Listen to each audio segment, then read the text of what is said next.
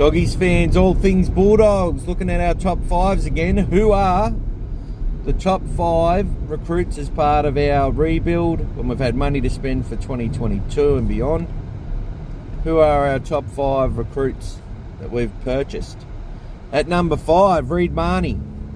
Now, Reed will probably get himself higher up the list as time goes on. I think what we lost in Jeremy Marshall-King and what we've gained in Reed Marnie, it's definitely an upside there. I think Reed brings passion, energy, experience. He's still quite young. He's tough, he's robust, and he really has a crack and leaves it all on the field. Captaincy hasn't come easily, I believe. I think it's something that he's going to get better and better at the more he gets to communicate and speak, the better. And I just think that it's been a bit hard on him. I think he's overplayed his hands at times, but I think he brings a lot of hope to the team. I think he's well respected and appreciated, definitely the top 5 hookers in the game, and I think he's delivered enough to show us that he's going to be one of our best signings. At number 4, Maddie Burton. Now, Maddie I could put higher up the list, but it's a pretty... There's been some good recruits amongst the failures, I must say. And Maddie Burton, we don't win games without this guy. He's very instrumental. He's provided us a lot of highlights. He's provided us a lot of hope. The fact he's made Origin in Australia, I think some of it's been a bit premature, but I think he's showed his value in what he can do physically with the ball when he gets a platform laid from, and you know, his running ability, his penetration, his tackle breaking ability. He's got a good little kick on him. He's formed a great combination with the Fox, and I strongly believe that with the pieces in place around him, you can see his worth. Now, as a centre playing in that side with Kickow on the edge and Martin on the other edge, and then looking at, you know, of all those players, Crichton, Cleary, Luai, Edwards, and the 2 best props in the game, he was immediately the centre of the year in his first season. Coming to us to lead as the tactical, strategic leader for our club, I think he's done that well in some games. Copped a lot of criticism, I think unfairly. I think there's been a lot of unfair criticism on our halves period. But Matt Burton, you can see when he doesn't play and he's not doing those kicks out of defence, how much pressure it puts on our attack that leaks the most amount of metres, and I mean on our defence I should say, leaks the most metres and post-contact metres in the comp. Having a small middle that's struggled, so his long kicks are very important. His ability to reduce kick return metres through the size and length of his kicks is also very, very important. I think leadership's another thing that hasn't come easily for him. I think it's something he's going to develop and get better. He still comes across to me as a bit of a kid, and we want to see him develop into that man, and I think that's starting to evolve, but it's going to take some time. And yeah, I just think people need to give him time as a half. Halves need time. And any half that makes it to 100, 150 games is going to benefit any club. I think he's played about 30, 40 games in the halves now, and was in the number 6 as a junior his whole career. He wasn't a centre. He played there because he's a good footballer that they needed to make room for, and he showed exactly what he could do in that good system. So it's the same thing with the Dogs. We're increasing the quality around him in the spine. We're about to increase the experience around the forward pack and the depth. This is only going to benefit him, and getting him a partner in crime as well for the halves has been important. Flanagan's tried his heart out, but just creatively from halfback isn't the answer, although he's showing good signs at hooker. So that's Matt Burton at number 4. Number 3, the Fox. For 500 grand, what he brings off the field as well as on it has been great. He brings hope, he brings motivation, inspiration, great with the children, and he's just an absolute fan favourite, and we love him, and it's like he's been a Bulldog his whole career. Scored some wonderful tries, some opportunistic tries, some long-range tries. He's continued to do that. I feel that his efforts with the ball have been even more so as a Bulldog. Some won't believe me, but he actually averages more tackle busts as a Bulldog. Has to create some stuff himself. Formed a good combination though with Matt Burton, who's utilised his speed really, really well. That hasn't been as good this year, I must say. But it did take a lot of teams by surprise last year, the attacking brand we played, especially under Mick Potter. But Barrett was utilising it as well, where it all started to begin. And the Fox is just that player. Defensively, can make some poor decisions, but that happens on your edges when they've got to make a choice, and they sort of go with their gut, and sometimes they get it wrong. So the Fox, definitely one of our best recruits we've had in a long time, and definitely in the top 3 or 4 wingers in the game.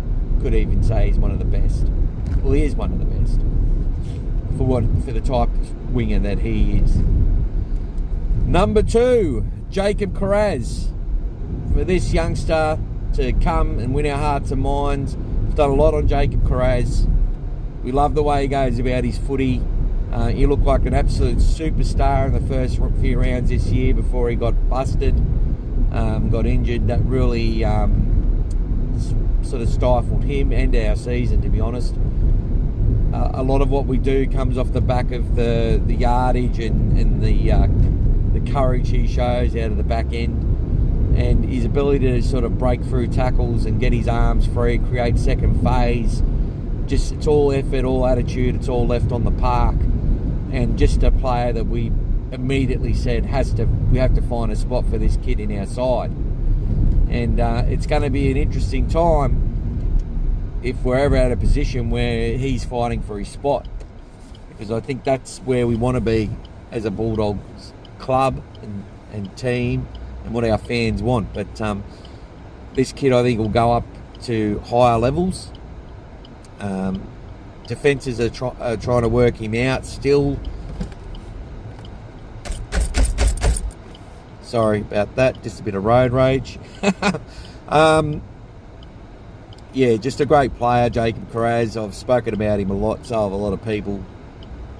And I think definitely one of the best players to come back to our club, and really grateful that he put his hand up for that opportunity. Took him from a top 30, but never played NRL, stifled through COVID, to come back, put it all on the line and get himself a position. And it's just been upward and onward from there, and I consider him to be a future great winger for our club, or centre, or fullback. Wherever he plays, I think he'll do the job. And the number 1, and this is another surprising one, in Jacob Preston. So what he's played every game this year, I think, except one game, where he had the flu, which was a couple of weeks ago, and we missed him a lot. That was against the Panthers. He plays... I watched what he did last year and thought, oh, this guy might develop into a handy depth signing and maybe go a bit further. He looks pretty fast, pretty talented, but he just exceeded my expectations. A lot of people didn't know who he was, but quickly after a game, in the first trial he played, people were like, who's this guy? Sign him up, Gus. Who is he? Well done, you know.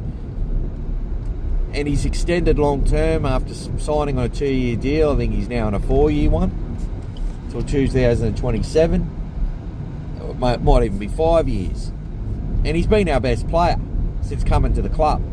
So from the first trial he played, he was our best player.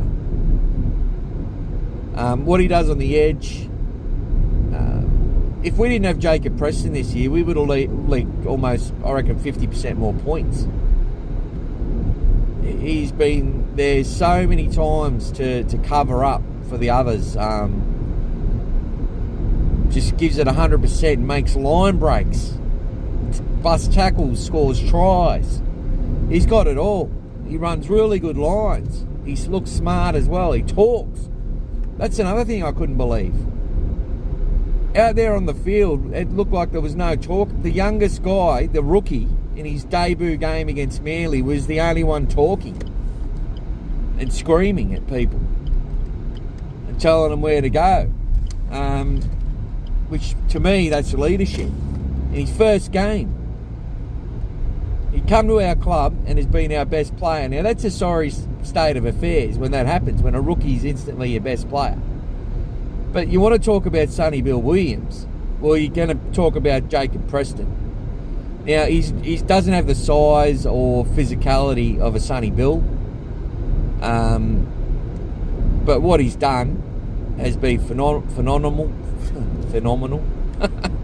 And the fact that, you know, he's come in and immediately become our best player is just so lucky for the Dogs. To have these players that we recruit that look like world beaters immediately in first grade says a lot. And the fact they're not on huge money either.